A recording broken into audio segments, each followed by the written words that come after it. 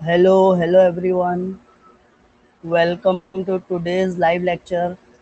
I hope you all are fine.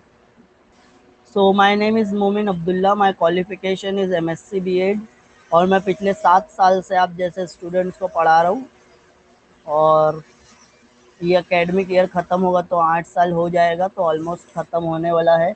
तो यहाँ पे हम डेली 4 बजे लाइव लेक्चर लेते हैं। क्लास 12 का फिजिक्स सीख रहे हैं हम। और यहाँ पे चैप्टर नंबर 3 जो तुम्हारी टेक्स्ट बुक में है, काइनेटिक थ्योरी ऑफ गैसेस और रेडिएशन, ये पढ़ रहे हैं हम। तो आज का जो लेक्चर होने वाला है वो बेसिकली क्या रहेगा उसमें। तो देखो, आज कल थोड़ा सा ये टॉपिक टच किए थे, एमिशन ऑफ हीट रेडिएशन, वही को आगे कंटिन्यू करेंगे। उसके बाद Kirchhoff's law of heat radiation and it's theoretical proof, ये समझेंगे। उसके बाद spectral distribution of black body radiation, ये देखेंगे, राइट। और इसके बेस पे न्यूमेरिकल्स भी सॉल्व करेंगे आज। तो कंसेप्ट अगर क्लियर होगा, थियरी अगर अच्छे से समझेगा, तभी न्यूमेरिकल आप कर पाओगे। तो थियरी समझना बहुत इंपॉर्टेंट है।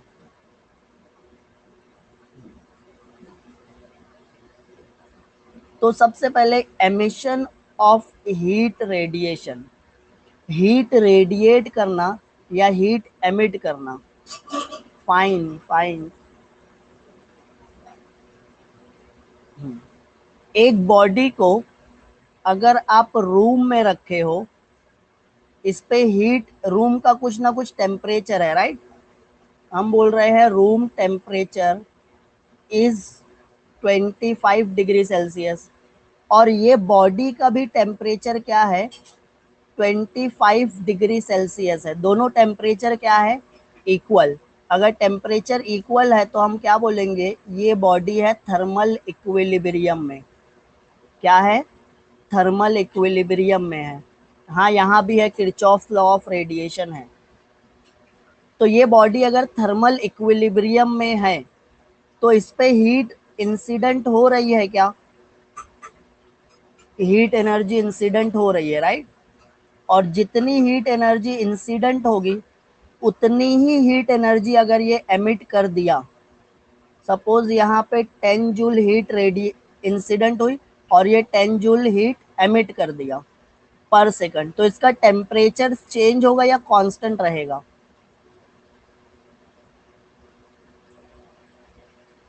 इस पे 10 जूल इंसिडेंट हुई, ये 10 जूल हीट एमिट कर दिया,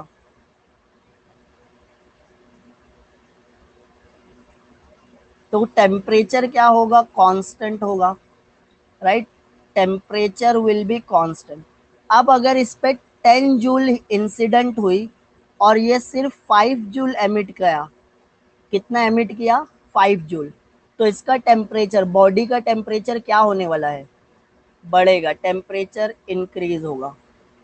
फिर अगर इस पे 10 जूल इंसिडेंट हुई और ये 15 जूल एमिट कर रहा है,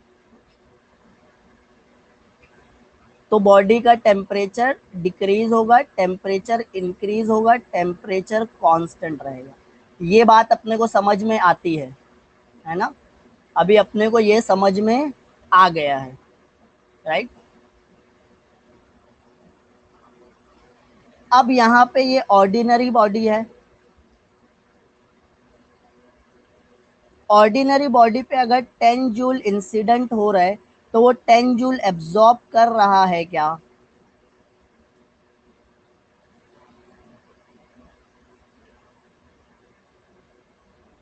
नो। देखो, ब्लैक बॉडी की डेफिनेशन हम पढ़े हैं। परफेक्टली ब्लैक बॉडी क्या होता है,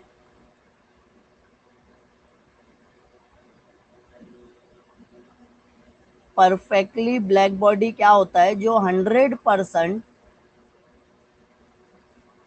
इंसिडेंट रेडिएशन, मतलब जो भी रेडिएशन उस पर इंसिडेंट हो रहा है वो क्या कर लेगा, एब्जॉर्ब कर लेगा।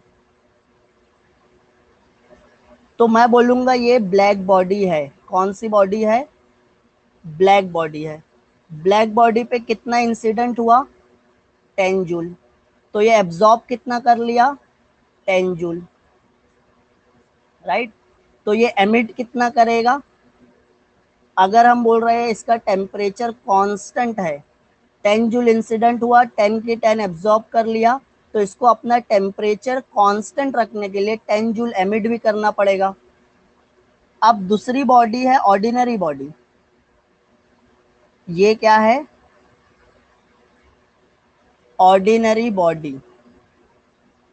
इस पे कितना इंसिडेंट हुआ, इस पे 10 जूल इंसिडेंट हुआ, बट ये सब के सब एब्जॉर्ब करेगा क्या, एब्जॉर्ब कितना करने वाला है, नहीं, पूरा एब्जॉर्ब कर लिया तो मैं उसको ब्लैक बोलूंगा। ये 10 में से कितना किया, 5 जूल एब्जॉर्ब किया, 10 में से एब्जॉर्ब कितना किया, 5 जूल। तो अब इसको अपना टेम्परेचर कांस्टेंट रखना है, तो इसको एमिट कितना करना पड़ेगा, तो इसको अगर अपना टेम्परेचर कांस्टेंट रखना है तो इसको एमिट भी 5 जूल करना पड़ेगा। ये समझ में आता है ना, 5 जूल एब्जॉर्ब किया है, कितना एब्जॉर्ब किया है, 5 जूल, और इसको अपना टेम्परेचर क्या रखना है, कांस्टेंट, तो कितना एमिट करना पड़ेगा, 5 जूल। तो ब्लैक बॉडी ज्यादा एमिट करेगी या ऑर्डिनरी बॉडी, ज्यादा कौन एमिट कर रहा है, ब्लैक बॉडी, क्योंकि वो ज्यादा एब्जॉर्ब करती है। तो गुड एब्जॉर्बर, अगर एक बॉडी गुड एब्जॉर्बर है तो वो एमिट भी ज्यादा करती है, राइट। और ये एमिट करने की पावर को हम बोलते हैं इमिसिव पावर, क्या बोलते हैं,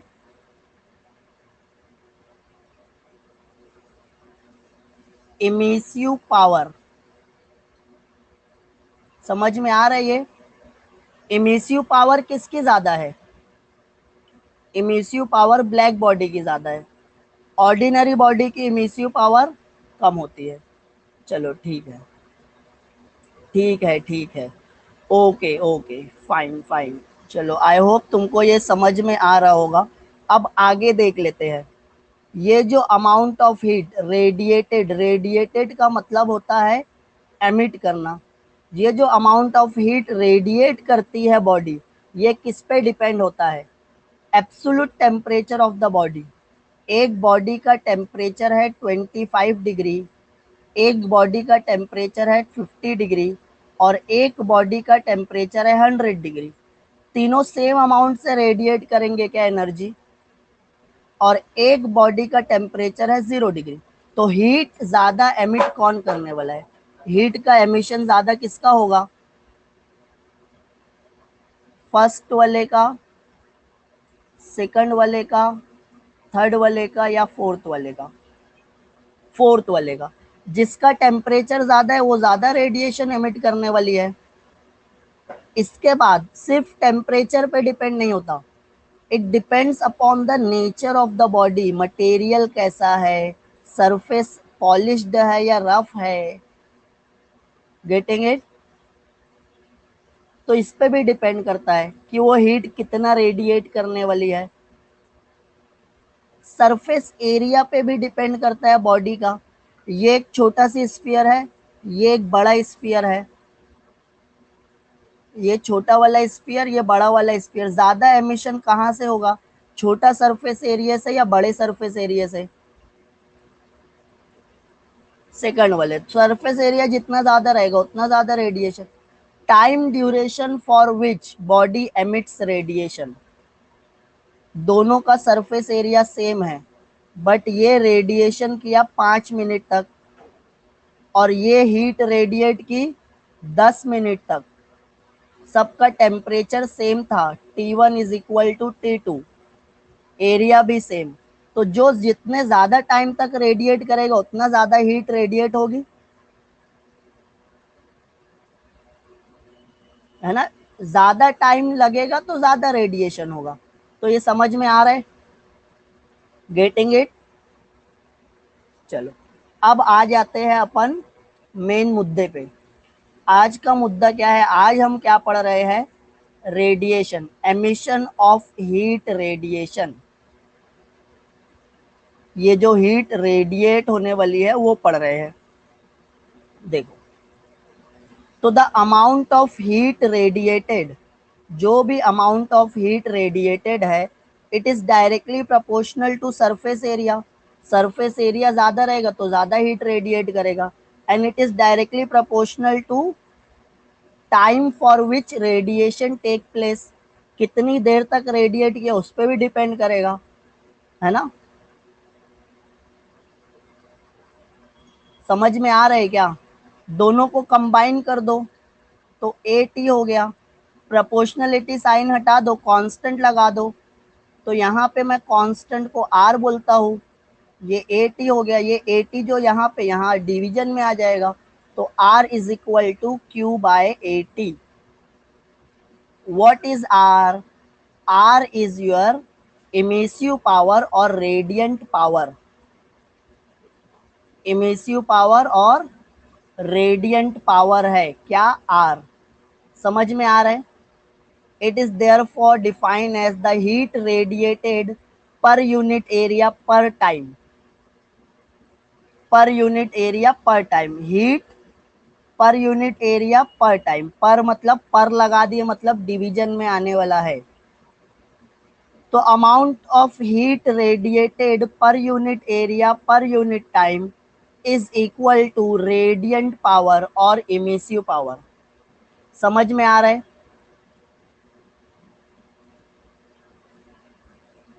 हाँ, कितने टाइम में कितना एमिट कर सकते हैं, वही उसकी रेडिएशन पावर कितनी है, उसका हीट एमिट करने वाली पावर कितनी है। डायमेंशन दिया है L0 M1 T-3, ऐसा यूनिट दिया है जूल पर मीटर स्क्वायर पर सेकंड, और जूल पर सेकंड होता है वॉट, तो ये वॉट पर मीटर स्क्वायर भी है। ये W क्या है? वॉट पर मीटर स्क्वायर। समझ गया ये? आगे बढ़ने का क्या? चलिए, ओके फाइन, आगे बढ़ते हैं।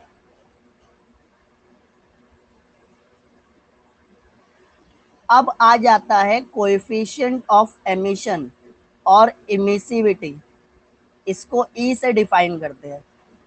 अब जो इमिसिव पावर है किसकी ज्यादा है? Emissive power of ordinary body R है, ब्लैक बॉडी की इमिसिव पावर आर बी है। कौन सी वैल्यू ज्यादा रहेगी? एमिट करने की पावर किसके पास ज्यादा है? Black body. तो आर भी हमको मैक्सिमम मिलेगा, तो मैं ये वैल्यू को मैक्सिमम लेते हुए सबसे कंपेयर करूंगा। तो मैं जो कोएफिशिएंट ऑफ एमिशन डिफाइन करूंगा ना, कोएफिशिएंट ऑफ एमिशन, मेरे को क्या करना है? मेरे को फाइंड आउट करना है ई ऑफ कॉपर। ई क्या है? Coefficient of emission. किसका coefficient of emission find out करना है? कॉपर का। तो मैं बोलूंगा coefficient of emission is emissive power of copper upon emissive power of black body. Copper का emissive power divided by black body की इमिसिव पावर। ये जो न्यूमरेटर में है वो वैल्यू स्मॉल मिलेगी या लार्ज मिलेगी? तो ई की वैल्यू लेस देन 1 आएगी या ग्रेटर देन 1? Less than 1। और अगर एक बॉडी हीट नहीं एमिट करती है, no emission of heat energy, मतलब Q जीरो है, तो R होता है Q बाय ए टी, हो जाएगा जीरो, मतलब E क्या हो गया? जीरो।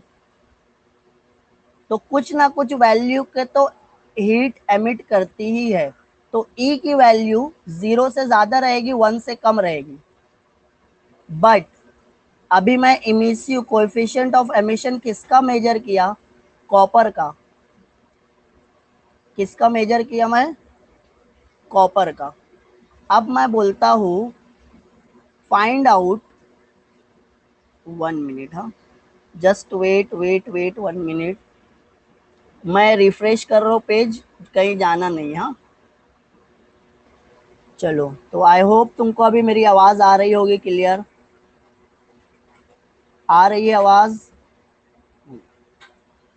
तो मेरे को देखो, कॉपर का क्या फाइंड आउट करना था, इमिसिव पावर। तो कैसे फाइंड आउट किए कॉपर की इमिसिव पावर, सॉरी कॉपर का coefficient of emission find out करना था। तो मैं इमिसिव पावर कॉपर की ऊपर रखा और ब्लैक बॉडी के नीचे। अब हम बोल रहे हैं ब्लैक बॉडी के लिए कोएफिशिएंट ऑफ एमिशन का फॉर्मूला क्या होगा। तो मैं क्या करूंगा, emissive power of black body divided by emissive power of black body. अब मेरे को ब्लैक बॉडी के लिए ई कैलकुलेट करना है, तो ई की वैल्यू क्या आ जाएगी, 1। मतलब ये मैक्सिमम लिमिट है। ब्लैक बॉडी के लिए ई क्या आता है, 1 आता है। समझ में आ रहा है? तो ई की वैल्यू लेस देन 1 होगी, 0, 1 से कम, 0 से ज्यादा। ये किसके लिए है, ऑर्डिनरी बॉडी के लिए है। Getting it? और कॉपर के लिए ई की वैल्यू आती है 0.3। समझ में आ रहा है ये?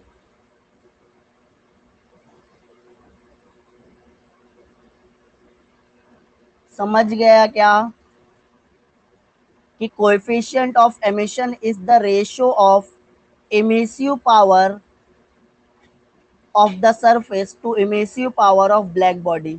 अगर एक सरफेस का coefficient of emission find out करना है, तो उसकी emissive power divided by black body की emissive power, perfectly black body की 1 होगी, वेर एज रिफ्लेक्टर सब के सब रिफ्लेक्ट कर दिया, तो एब्जॉर्ब किया क्या।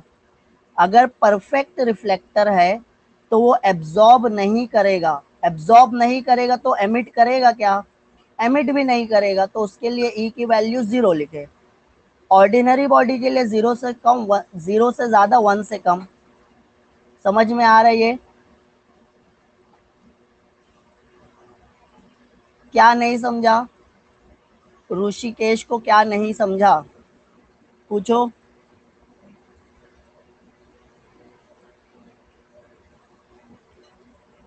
डेफिनेशन समझी क्या, रेशो। न्यूमरेटर में क्या है, आर। आर क्या है, emissive power of ordinary body, या जिसका आपको ई फाइंड आउट करना है। आपको क्या करना है, coefficient of emission find out करना है एक बॉडी का, तो उसकी emissive power divided bye emissive power of black body, ये दोनों के रेशियो को ही हम कोएफिशिएंट ऑफ एमिशन बोलते हैं। Getting it? समझ में आ रहा है अभी? चलो ठीक है। तो फिर रेशो अगर मेरे को ब्लैक बॉडी का ही फाइंड आउट करना है, तो मैं ऊपर क्या करूंगा, emissive power of black body, नीचे आर बी हमेशा रहेगा, R B upon R B cancel, E की वैल्यू 1। ब्लैक बॉडी के लिए ई की वैल्यू 1 आ जाती है। आगे बढ़ू, कोएफिशिएंट ऑफ एमिशन और इमिसिविटी समझ में आ गया। किरचॉफ्स लॉ समझते हैं अब। किरचॉफ लॉ समझने के लिए क्या करेंगे हम, देखो किरचॉफ लॉ के पहले स्टेटमेंट क्या है वो देखते हैं। It states that at a given temperature, कोई भी टेम्परेचर पे, the ratio of emissive power to coefficient of absorption of a body is equal to the emissive power of perfectly black body at the same temperature for all wavelength। क्या करना है, एक body है, एक body, कितना radiation incident हुआ, कितना absorb की, जितना एब्जॉर्ब की उतना ही एमिट करेगी क्या।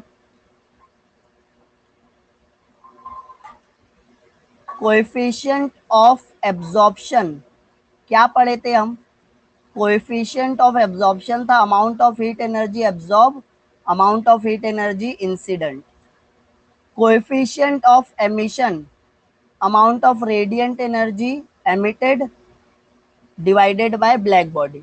ये पढ़े थे।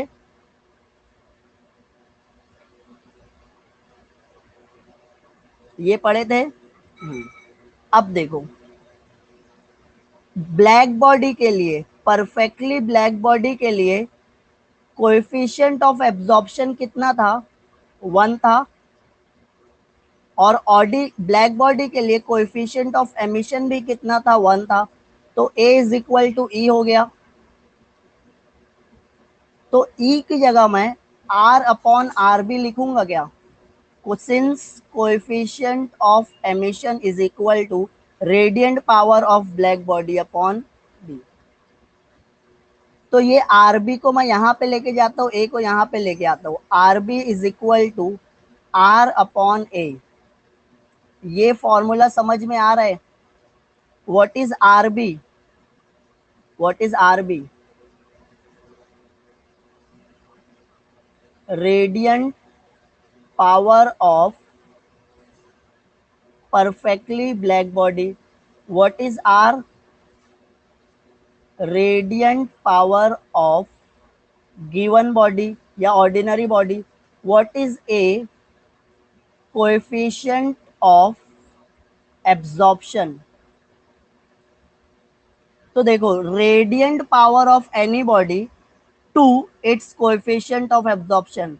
एक बॉडी है, उसकी रेडियंट पावर पता है, उसको डिवाइड कर दो उसके कोएफिशिएंट ऑफ एब्जॉर्प्शन से।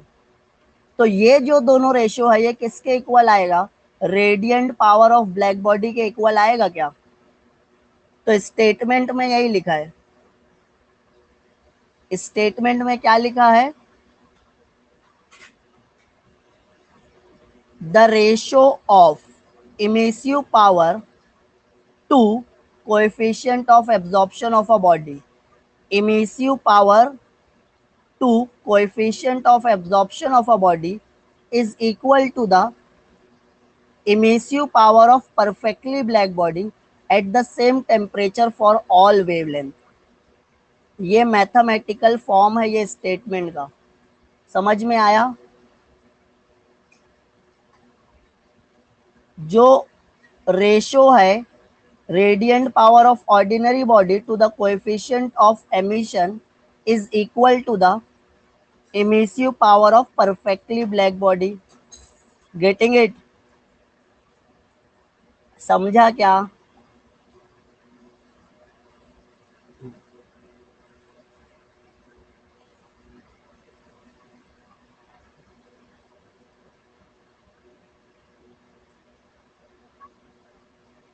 अब देखो, मैं ये लिख लिया, यही है ना डेफिनेशन। अब मैं इसको उल्टा करके जा रहा हूं। मैं उल्टा करके गया तो कहां पे पहुंच जाऊंगा? A is equal to E. ये सिर्फ ब्लैक बॉडी के लिए नहीं आता, for all bodies. Coefficient of absorption is equal to coefficient of emission. ये सब बॉडी के लिए होता है। समझ में आ रहा है क्या?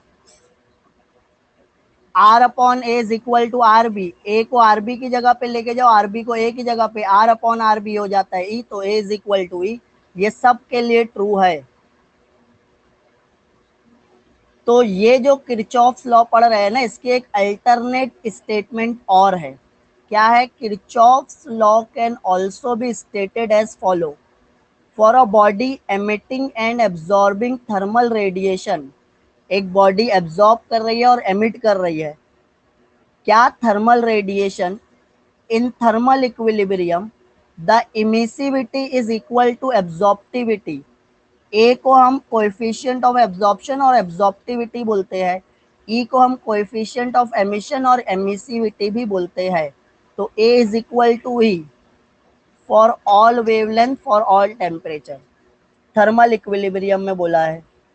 समझा? ये समझ गया क्या? अब इसका हमको थ्योरेटिकल प्रूफ देखना है। अब जब मैं थ्योरेटिकल प्रूफ देखूंगा तो इसके लिए क्या करते हैं, हम एक बॉक्स बना लेते हैं। ये बॉक्स में क्या करे हैं, दो बॉडी रखते हैं। यहाँ पे दो बॉडी है, एक है बॉडी ओ और एक है बॉडी बी। बॉडी बी क्या है? Body B is perfectly black body. और बॉडी ओ क्या है? बॉडी ओ है ordinary body. Both are having same surface area. दोनों का रेडियस सेम है, मतलब दोनों का सरफेस एरिया सेम है। अब ये दोनों को मैं कहाँ पे रखा हूँ? एक कांस्टेंट टेम्परेचर इनक्लोजर में रखा हूँ। ये जो बॉक्स है, ये बॉक्स में हीट का एक्सचेंज नहीं होगा, हीट अंदर नहीं जाएगी, हीट बाहर नहीं आएगी। तो ये क्या है? कांस्टेंट टेम्परेचर इनक्लोजर है। Getting it? अब ये जो कांस्टेंट टेम्परेचर इनक्लोजर है ना, इसमें हाँ आइसोलेटेड है। अब बॉडी बी पे कितना रेडिएंट एनर्जी इंसिडेंट हो रहा है ये देखना है। क्या होगा यहाँ पे? ये दोनों बॉडीज के लिए सराउंडिंग का टेम्परेचर सेम है, दोनों बॉडीज सेम टेम्परेचर पे, हम ऐसा बोल रहे हैं both are at thermal equilibrium. ये बॉडी ए पे कुछ रेडिएंट एनर्जी इंसिडेंट हुई, सेम अमाउंट बॉडी बी पे होगा क्या? Same amount of radiant energy incident होगी या अलग अलग? इंसिडेंट जितनी उस पे आएगी, amount of radiant energy incident on the body B as well as O. दोनों के लिए सराउंडिंग का टेम्परेचर सेम है, दोनों का सरफेस एरिया सेम है, तो जितने 5 मिनट में ये करेगा उतनी ही एनर्जी 5 मिनट में इस पे पर यूनिट टाइम। यूनिट टाइम मतलब 1 मिनट, 1 सेकंड, 1 घंटा। तो यूनिट टाइम में बॉडी बी पे जो रेडिएशन इंसिडेंट होगा वही बॉडी ओ पे भी होगा। समझ में आ रहा है? अच्छा, बॉडी बी ज्यादा एब्जॉर्ब करेगी या body O?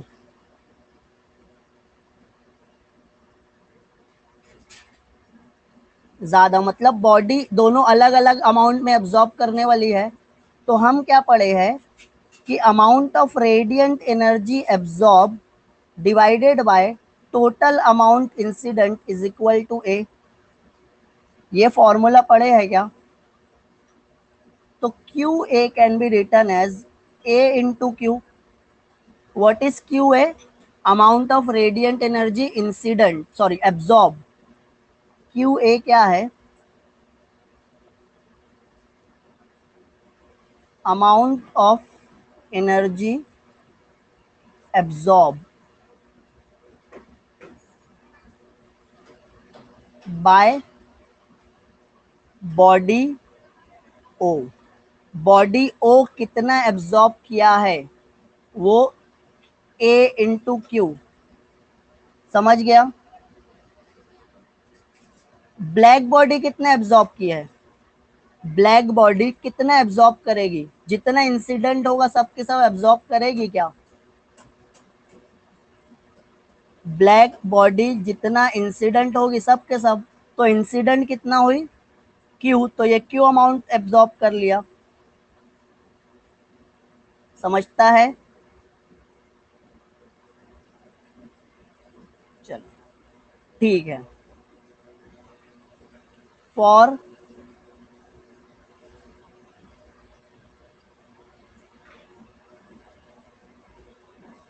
For body O, for body B,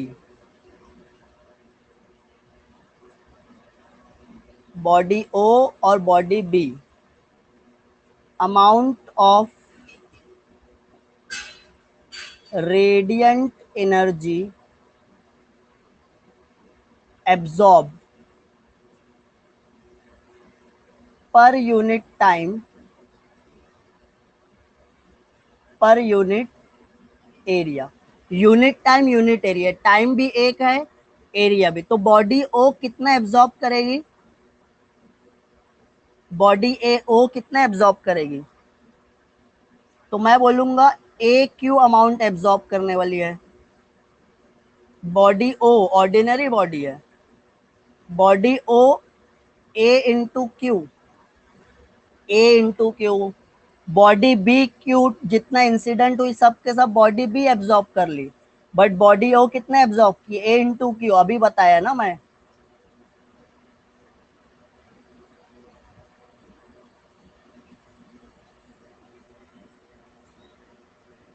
ये समझ में आ रहा है, amount of heat energy absorb A into Q, ये फॉर्मूले से आया, ये समझ में आ रहा है। तो जो बॉडी ओ है वो कितना एब्जॉर्ब की, coefficient of absorption into Q,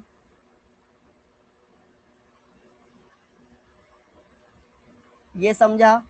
body B कितना एब्जॉर्ब करेगी, जितना इंसिडेंट होगा सब के सब एब्जॉर्ब करने वाली है।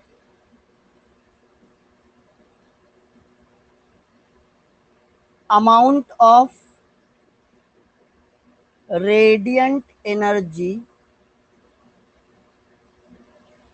Emitted per unit time per unit area. तो हम क्या पढ़े हैं कि जो amount of radiant energy emitted है वो पर unit time per unit surface area के लिए आर लेते हैं। ऐसा लिखोगे क्या, व्हाट इज क्यू, क्यू है हीट एमिटेड, कितनी हीट एमिट हो रही है पर unit time per unit surface area. तो ये जो हीट एमिट हुई है ये per unit time per unit surface area बोल रहा हूं, तो ये Q is equal to R आ जाएगा क्या। टाइम भी एक रख दिया, एरिया भी मैं बोल रहा हूं यूनिट है। अब ब्लैक बॉडी पे आ जाते हैं। ब्लैक बॉडी कितना हीट एमिट कर रहा है पर unit time per unit surface area, तो आर बी लिखूंगा मैं। गेटिंग इट, ये अमाउंट ऑफ हीट एमिटेड है, हीट एमिटेड। यहाँ पे Q जो है हीट एमिटेड है, यहाँ पे Q जो है इंसिडेंट है। समझ में आ रहा है ना। अब थर्मल इक्विलिब्रियम की कंडीशन क्या है, थर्मल इक्विलिब्रियम मेंटेन रखना है तो ऑर्डिनरी बॉडी जो अमाउंट ऑफ हीट एब्जॉर्ब करेगी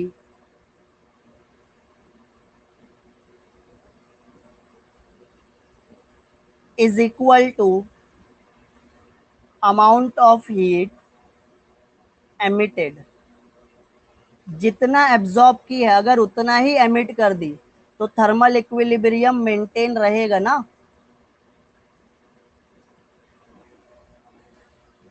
जितना अमाउंट ऑफ हीट एब्जॉर्ब की है अगर उतना ही अमाउंट ऑफ हीट एमिट कर दी तो थर्मल इक्विलिब्रियम मेंटेन रहेगा। तो देखो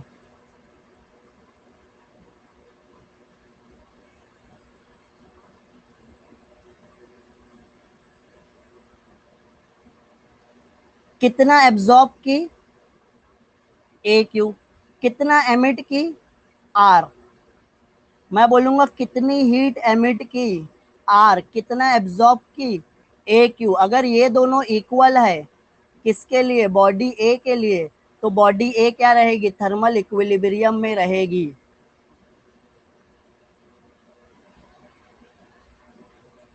तो मैं A Q is equal to R लिखूंगा। ये इक्वेशन नंबर 1, ये किसके लिए है, for body O, for black body. अब ब्लैक बॉडी भी थर्मल इक्विलिब्रियम में रहेगी और अगर ब्लैक बॉडी को भी थर्मल इक्विलिब्रियम मेंटेन रखना है तो वो जितना अमाउंट एब्जॉर्ब करेगा उतना ही क्या करेगा, एमिट। एब्जॉर्ब कितना किया, क्यू। एमिट कितना किया, R B. Amount of heat emitted कितना है, R B. Amount of heat absorb कितना है, क्यू। तो मैं बोलूंगा ब्लैक बॉडी के लिए R B is equal to Q. समझ में आ रहा है?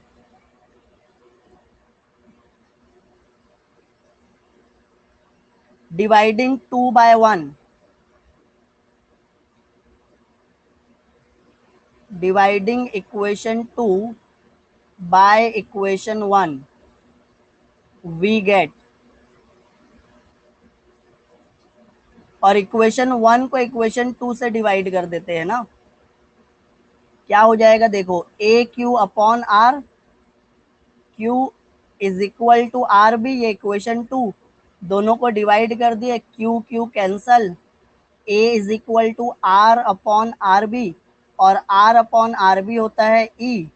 और यहाँ से हम क्या करते हैं, आर बी को यहाँ पे, ए को यहाँ पे, तो आर बी अपॉन ए, और ए इज इक्वल टू ई।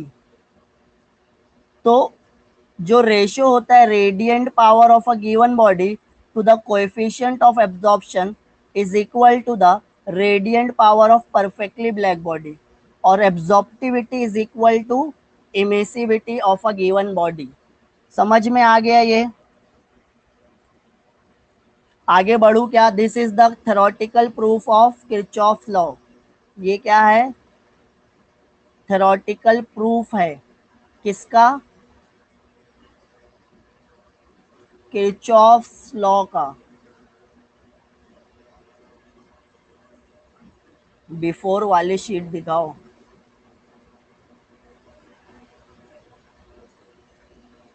हाँ दिखा रहे हैं शिवम, थोड़ा सी लोड होने टाइम लग रहा है।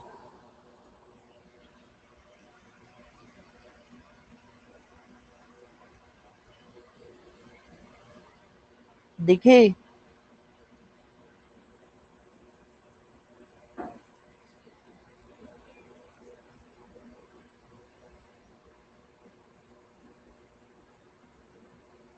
हाँ हो गया। रिकॉर्डेड सेशन में तुमको मिल जाएगा, मेयर्स रिलेशन भी हो गया।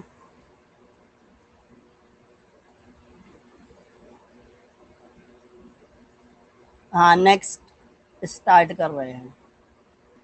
अब नेक्स्ट हमको क्या पढ़ना है, spectral distribution of black body. क्या पढ़ेंगे हम, spectral distribution of perfectly black body. जो परफेक्टली ब्लैक बॉडी है उसका स्पेक्ट्रल डिस्ट्रीब्यूशन क्या होगा, वो पढ़ने वाले हैं। स्पेक्ट्रल डिस्ट्रीब्यूशन समझता है क्या, what do you mean by spectrum? Spectrum का मतलब क्या हुआ,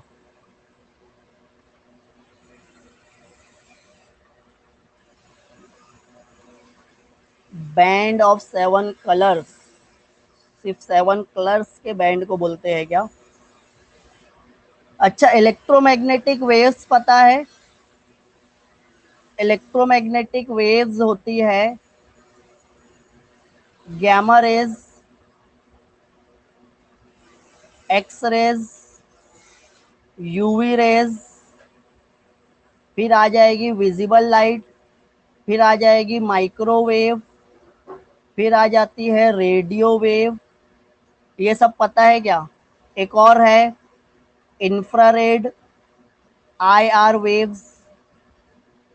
इसको हम क्या बोलते हैं, इलेक्ट्रोमैग्नेटिक स्पेक्ट्रम। अब यहाँ पे डिस्ट्रीब्यूशन जो होता है वो किसके अकॉर्डिंग होता है, according to wavelength and frequency. सबसे ज्यादा फ्रीक्वेंसी किसकी होती है, गैमा रेस की या रेडियो वेव की? गैमा रेस की फ्रीक्वेंसी सबसे ज्यादा रहेगी या रेडियो वेव की? गैमा की फ्रीक्वेंसी सबसे ज्यादा, फ्रीक्वेंसी मैक्सिमम फ्रीक्वेंसी मैक्सिमम मतलब वेवलेंथ मिनिमम। फिर यहाँ पे फ्रीक्वेंसी मिनिमम, फ्रीक्वेंसी मिनिमम मतलब वेवलेंथ मैक्सिमम। समझ में आता है ये? अगर एक वेव की फ्रीक्वेंसी मैक्सिमम है तो उसकी वेवलेंथ मिनिमम होगी, अगर फ्रीक्वेंसी मिनिमम है तो वेवलेंथ मैक्सिमम होगी। ये समझ में आता है ना? इसकी अलग अलग रेंज होती है, अलग अलग रेंज होती है। तो अब जब मैं बोल रहा हूं रेड, रेड लाइट दिख रही है, रेड कलर दिख रहा है, तो इसकी एक वेवलेंथ रहेगी। ब्लू कलर है, इसकी एक वेवलेंथ रहेगी।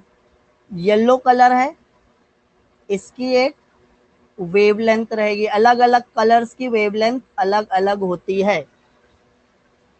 अब एक बॉडी है, उसको मैं हीट किया, क्या किया? हीट किया, और बहुत हाई टेम्परेचर पे। तो आपको थोड़ा रेडिश कलर दिखता है क्या? बॉडी थोड़ा रेड रेड दिखती है जब मैं बहुत ज्यादा हीट कर देता हूं। तो वो रेड कलर क्यों दिख रहा है? क्योंकि वो बॉडी क्या कर रही है? रेडिएशन एमिट कर रही है। क्या कर रही है? रेडिएशन एमिट कर रही है, और वो रेडिएशन की एक वेवलेंथ रहेगी। और सबसे ज्यादा वेवलेंथ कौन सी है? रेड वाली। ये क्या की? रेड वाली वेवलेंथ, रेड वाली वेवलेंथ, रेड वाली वेवलेंथ, ऑरेंज वाली वेवलेंथ, रेड वाली वेवलेंथ, येलो वाली वेवलेंथ। तो मैक्सिमम वेव्स की वेवलेंथ कौन सी है? रेड है। अगर मैक्सिमम वेव्स की वेवलेंथ रेड है तो आपको कलर कैसा दिखेगा? आपको कलर दिखेगा रेड। समझ में आया? फिर और ज्यादा हीट करो, और ज्यादा हीट करो, तो रेड के बाद क्या हो जाएगा? येलो हो जाएगा। अब आप हीट करते गए करते गए, अब आपको कैसा दिख रहा है? येलो। अब जब येलो दिख रहा है तो मैं क्या बोलूंगा? ये बॉडी एमिट कर रही है वेवलेंथ, वेव्स एमिट कर रही है। तो ये वेवलेंथ कौन से कलर की है? येलो की। ये वेवलेंथ येलो की, ये वेवलेंथ रेड की, ये वेवलेंथ येलो की, ये वेवलेंथ ऑरेंज की, ये वेवलेंथ येलो की, ये वेवलेंथ येलो की। समझा? तो मैक्सिमम कौन से कलर वाली वेवलेंथ निकल रही है? मैक्सिमम येलो कलर वाली वेवलेंथ निकल रही है। तो आपको यहाँ पे बॉडी का कलर कैसा दिखेगा? Colour appears to be yellow. समझ में आ रहे क्या?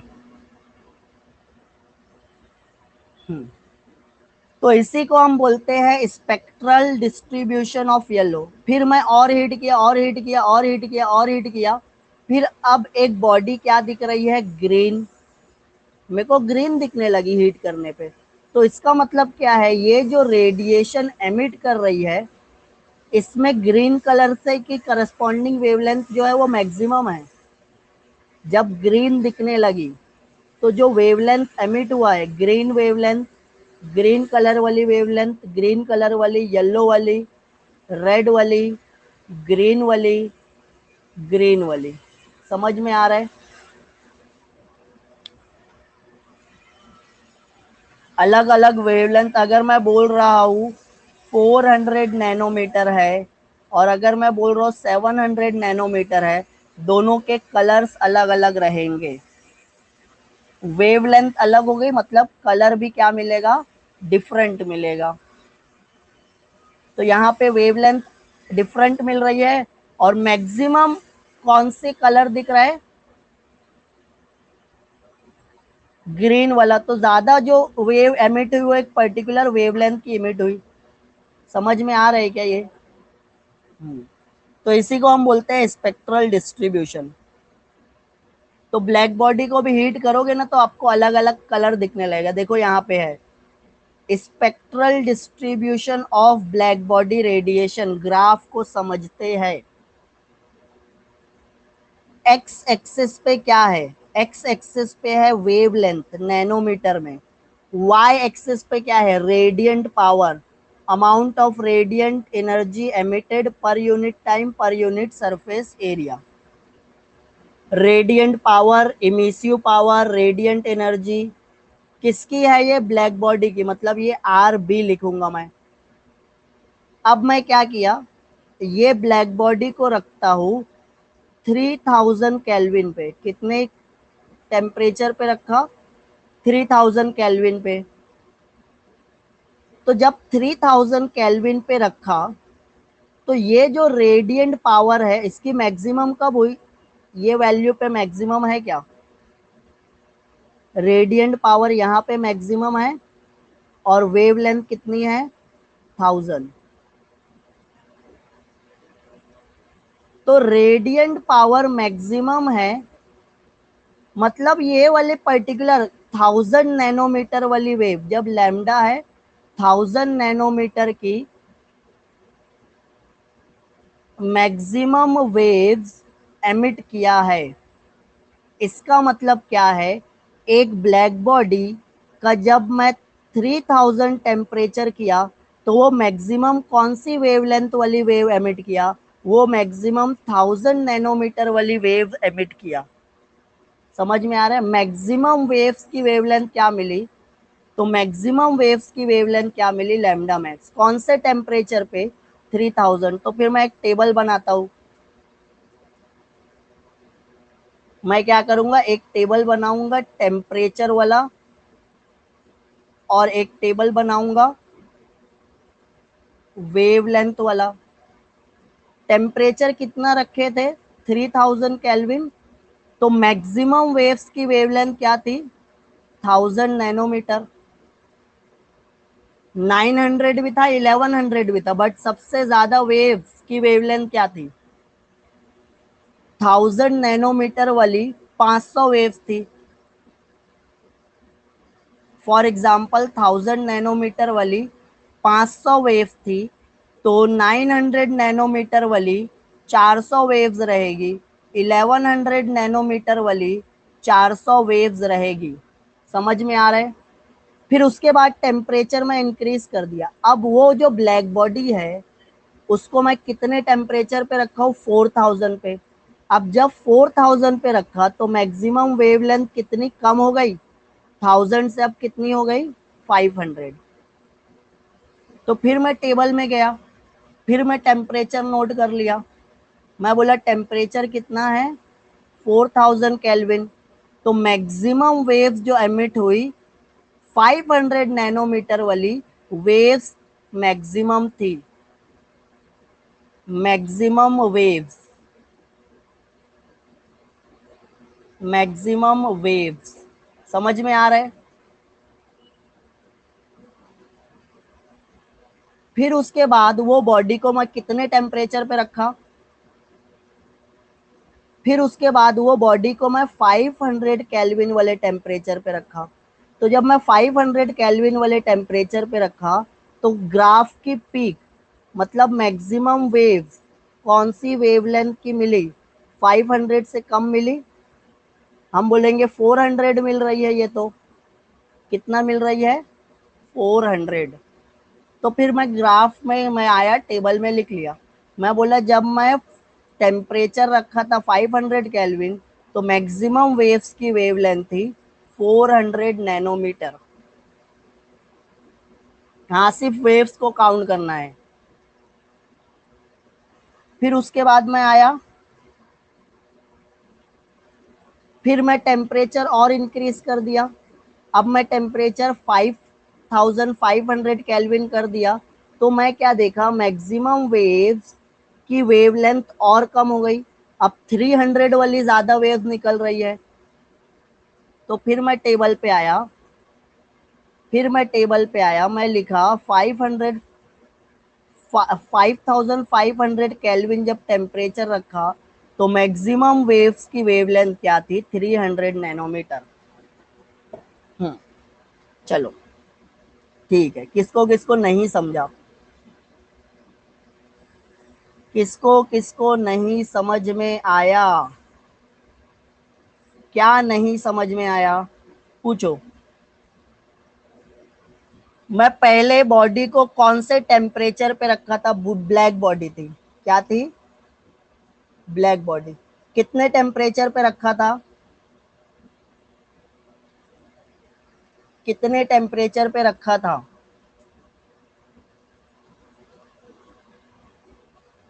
3000। 3000 kelvin is a large value, है ना। अभी यहाँ पे हम जो 25 डिग्री में 273 ऐड कर दो तो ये 298 हो जाता है, या 300 केल्विन में ही हमारी हालत खराब हो जाती है।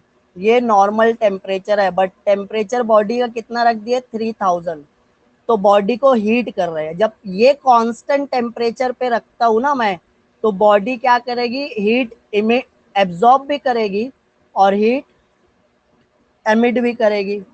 मेरे को क्या देखना है? कितना एमिट कर रही है, एमिट हो रहा है क्या। तो ये एमिट कौन से फॉर्म में होगा? एमिट होगा वेव्स के फॉर्म में। क्या एमिट हो रहा है? वेव्स एमिट हो रही है। वेव्स के पास क्या होगी? वेवलेंथ रहेगी, और ये वेवलेंथ अलग अलग रहेगी, अलग अलग वैल्यू रहेगी। तो मैं क्या देखा कि 50 वेव्स जो थी, नंबर ऑफ वेव्स कितनी थी? 50। उनकी वेवलेंथ कितनी थी? 900 नैनोमीटर। 100 वेव्स की वेवलेंथ कितनी थी? 1000 नैनोमीटर। और 50 वेव्स की वेवलेंथ कितनी थी? 1100 नैनोमीटर। तो मैक्सिमम वेव्स की वेवलेंथ कितनी थी? मैक्सिमम वेव्स जो एमिट कर रहा था वो ज्यादा से ज्यादा वेवलेंथ, मतलब मैक्सिमम वेव्स की वेवलेंथ क्या थी? मैक्सिमम वेव्स की वेवलेंथ 1000 नैनोमीटर थी। समझा क्या ये?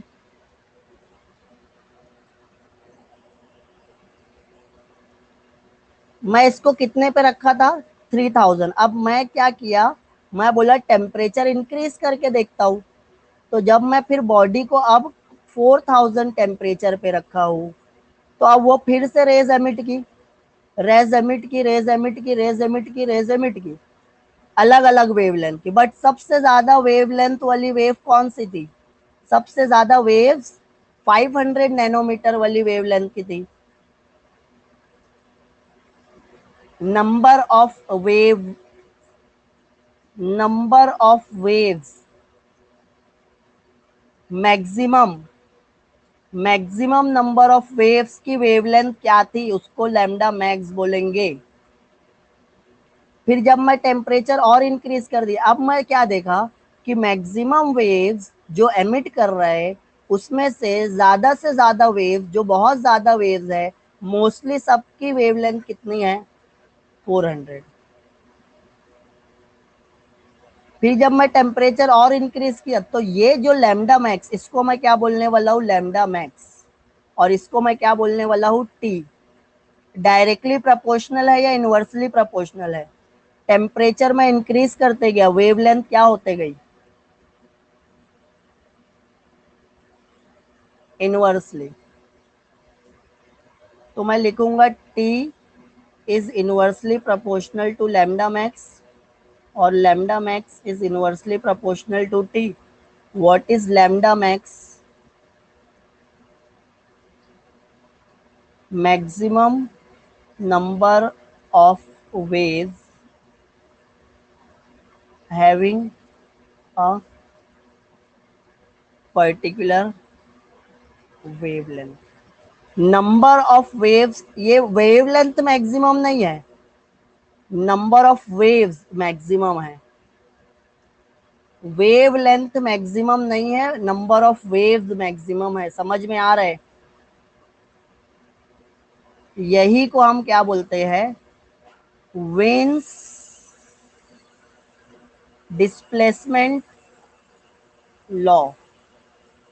वेन्स डिस्प्लेसमेंट लॉ क्या बोलता है? Lambda max is inversely proportional to temperature.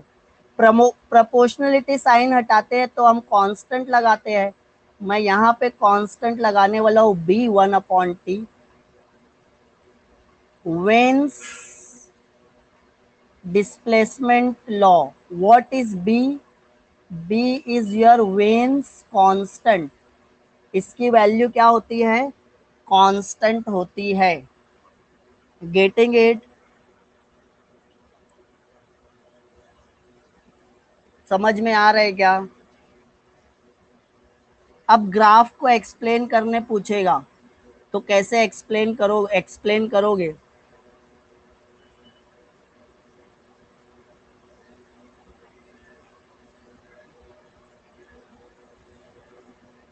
नुकरा भेज रहा हूँ मैं।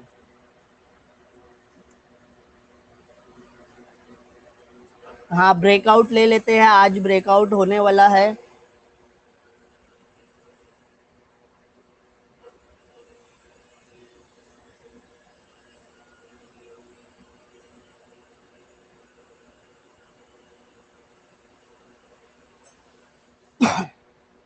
देखो, eight a given temperature the energy is not uniformly distributed. ये जो एरिया देख रहे हो ना, कर्व के अंदर पीक पे जा रहे हैं फिर रिटर्न आ रहे हैं, तो इसको हम एनर्जी बोलेंगे। एनर्जी डिस्ट्रीब्यूटेड यूनिफॉर्मली नहीं है, एक जैसी नहीं है, कहीं पे कम है कहीं पे ज्यादा है। Eight a given temperature the radiant power emitted, radiant power पहले कम थी तो वो इंक्रीज होने लगी, फिर वेवलेंथ जैसे जैसे इंक्रीज कर रहे थे रेडियंट पावर इंक्रीज हो रही थी, फिर एक मैक्सिमम वैल्यू पे गया, फिर डिक्रीज होना स्टार्ट हुई। So the wavelength corresponding to the radiation of maximum intensity, peak वाला इंटेंसिटी मतलब मैक्सिमम इंटेंसिटी, उसके करस्पॉन्डिंग जो वेवलेंथ रहेगा उसको हम बोलेंगे lambda max. And it is the characteristic of temperature of radiating body, temperature की कैरेक्टरिस्टिक है। टेम्परेचर बड़ा करते जाओगे पीक भी बड़ी होते जाएगी, टेम्परेचर पे डिपेंड करता है। It is not maximum wavelength, ये मैक्सिमम वेवलेंथ नहीं है, रिमेंबर। समझ रहे हैं? Getting it?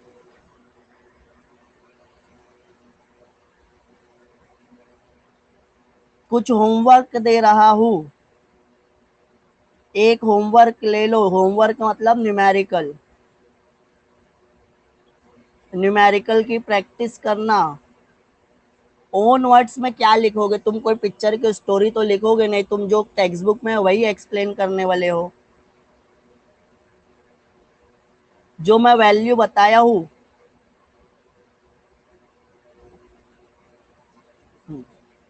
उसके बाद थर्ड पॉइंट क्या लिखा है? Area under the curve represent total energy emitted per unit time per unit area. Radiant power की डेफिनेशन ही है ना, total energy emitted per unit time per unit area.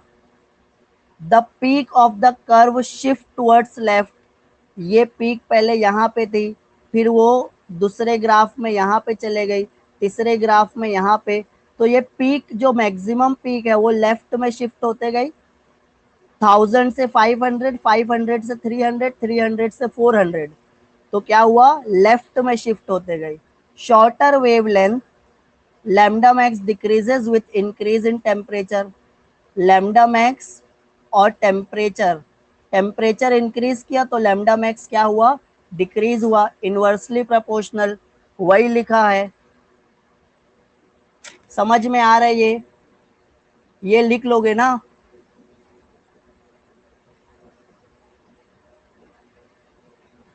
उसके बाद एक लास्ट पॉइंट और समझ लेते हैं।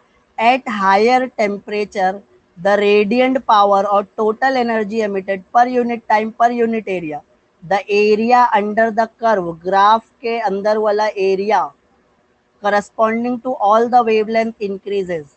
ये ऐसा ग्राफ बनाया तो ये एरिया ज्यादा आएगा, या ऐसा ग्राफ बनाया तो ये एरिया ज्यादा आएगा, और ग्राफ और बड़ा बनाया तो कौन सा एरिया? तो ये जो एरिया है ना, इसको ही हम क्या बोलते हैं?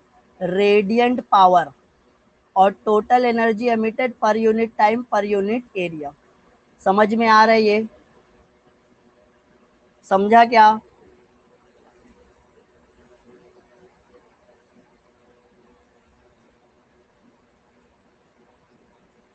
तो ये विंस डिस्प्लेसमेंट लॉ दिया है, lambda max is inversely proportional, proportionality sign attach constant, तो ये लैम्डा मैक्स इनटू टी क्या है? विंस कांस्टेंट की वैल्यू दी है, ये देख लोगे।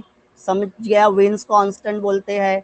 अभी समझाने का, हाँ चलो एक ब्रेकआउट ले लेता हूँ, एक ब्रेकआउट दे दो फिर जाओ। चलो ब्रेकआउट का तो अभी क्वेश्चन ऐड नहीं हुए, चलो बाद में ले लेता हूँ कल। चलो आज के लिए फिर इतना ही, बाकी के कल देखते हैं। ओके,